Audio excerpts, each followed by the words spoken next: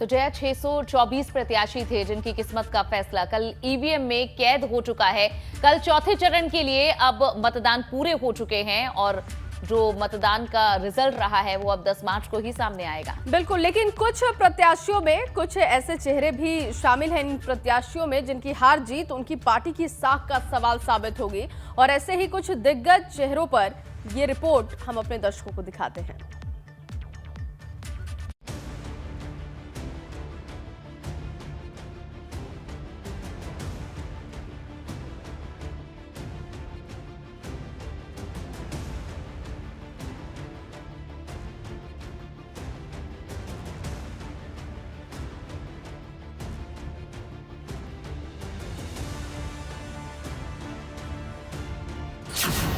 खत्म हुआ चौथा फेज, जनता के बीच किसका क्रेज?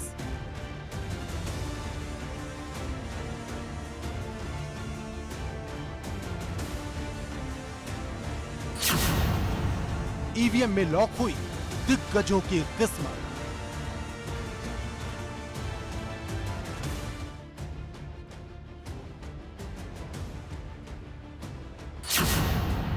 यूपी चुनाव की सबसे धुआंधार जंग, वोटर किसके संग?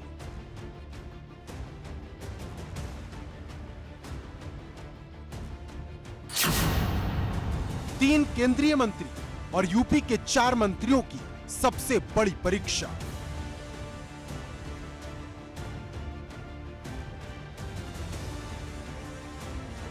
देश के सबसे बड़े सूबे की चौथी लड़ाई भी खत्म हो गई है। जनता ने अपने वोट से मैदान में उतरे सभी 624 प्रत्याशियों की किस्मत ईवीएम में लॉक कर दी है। यह चरण इसलिए भी सबसे अहम था क्योंकि इसमें राजधानी लखनऊ से लेकर कांग्रेस के आखिरी किले रायबरेली तक का नाम शामिल था। इस चरण में वो लखीमपुर खीरी भी था जिसकी हिंसा ने सियासी उबाल ला दिया था। इस राउंड में वो हरदोई भी था जहां पिछले 40 साल से एक ही परिवार का कब्जा रहा है। लेकिन सबसे बड़ी परीक्षा थी केंद्र की मोदी सरकार के 3 मंत्रियों की, जिनके ऊपर अपनी संसदीय सीट की सभी विधानसभा सीटों को जिताने की जिम्मेदारी थी। और ऐसी ही अग्नि परीक्षा को पार करना था योगी सरकार में शामिल उन 4 मंत्रियों को जिन्हें चौथे चरण में अपना बाहुबल साबित करना था।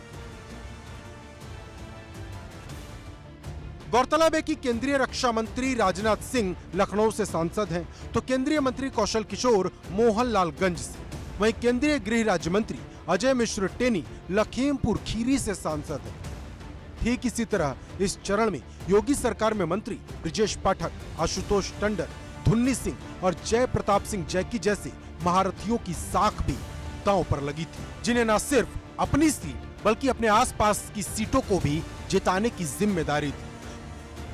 चौथे चरण में 9 जिलों की जिन 59 सीट पर वोटिंग हुई उसमें कई सीटों पर कांटे की टक्कर दिखी। इसमें सबसे ऊपर था लखनऊ का किला, जिसे जीतने के लिए सभी राजनीतिक दलों ने पूरी ताकत झोंक दी। लखनऊ कैंट सीट से कानून मंत्री ब्रजेश पाठक का मुकाबला सपा के सुरेंद्र गांधी उर्फ राजू गांधी से रहा। लखनऊ की सरोजिनी नगर सीट पर भाजपा के राजेश्वर सिंह का मुकाबला सपा के कद्दावर नेता अभिषेक मिश्रा से नजर आया। हम उत्तर प्रदेश का मुख्यमंत्री बदलने जा रहे हैं, किसी और से क्या डरना, कोई डर नहीं लग रहा। सरोजिनी नगर में इस बार जीत किसकी होगी? सरोजिनी नगर में ही नहीं, सिर्फ सरोजिनी नगर तो निश्चित रूप से समाजवादी पार्टी जीतने जा रही। पूरे उत्तर प्रदेश में आप ऐसी हवा चल रही है, ऐसा लोगों में भारतीय जनता पार्टी के खिलाफ आक्रोश है, इतनी नाराजगी है कि पूरी ताकत से जनता आपका साथ दे रही है, हर वर्ग हर समाज आपका साथ दे रहा है। लखनऊ पूर्व सीट पर योगी सरकार में मंत्री आशुतोष टंडन की टक्कर सपा के प्रवक्ता अनुराग भदौरिया से थी। कांटे की टक्कर तो हरदोई की सदर सीट पर भी दिखी, जहां पिछले 40 साल से नरेश अग्रवाल के परिवार का कब्जा है। 2017 में भाजपा की प्रचंड लहर के बाद भी यह सीट सपा के सिंबल पर नितिन अग्रवाल ने जीत ली थी। इस बार नितिन अग्रवाल भाजपा का कमल खिलाने का दावा कर रहे हैं, जिनके सामने सपा के अनिल वर्मा मैदान में थे। कमल तो खिल ही गया है और हरदोई में ही नहीं बल्कि पूरे प्रदेश में कमल खिलने जा रहा है। मैं जो देख रहा हूँ प्रदेश में, जिस तरीके से लोगों का उत्साह प्रदेश की सरकार के प्रति, योगी जी के नेतृत्व के प्रति है, मोदी जी के नेतृत्व के प्रति है। फिर से 300 पार हम होने जा रहे हैं और पूर्ण बहुमत की सरकार बनने जा रही है। रायबरेली की सदर सीट पर भी मुकाबला कड़ा था, जहां भाजपा के अदिति सिंह, सपा के राम प्रताप यादव और कांग्रेस के मनीष सिंह के बीच टक्कर नजर आई। इस चरण में लखीमपुर हिंसा का भी टेस्ट था। यहाँ की निघासन सीट पर भाजपा के शशांक वर्मा और सपा के एसपी कुशवाहा के बीच कांटे की टक्कर देखने को मिली। लेकिन मुद्दे की बात यह है कि चौथे चरण की अग्नि परीक्षा में कौन पास होगा, क्योंकि 2017 में भाजपा गठबंधन ने 59 में से 51 सीट जीत ली थी और लखनऊ का रास्ता इसी चरण में तय कर लिया था। यही वजह है कि इस चरण को दूसरा हॉट राउंड माना जा रहा था, क्योंकि जो इस चरण को जीतेगा वही बनेगा यूपी का सबसे बड़ा boss. Bureau report, ABP Ganga.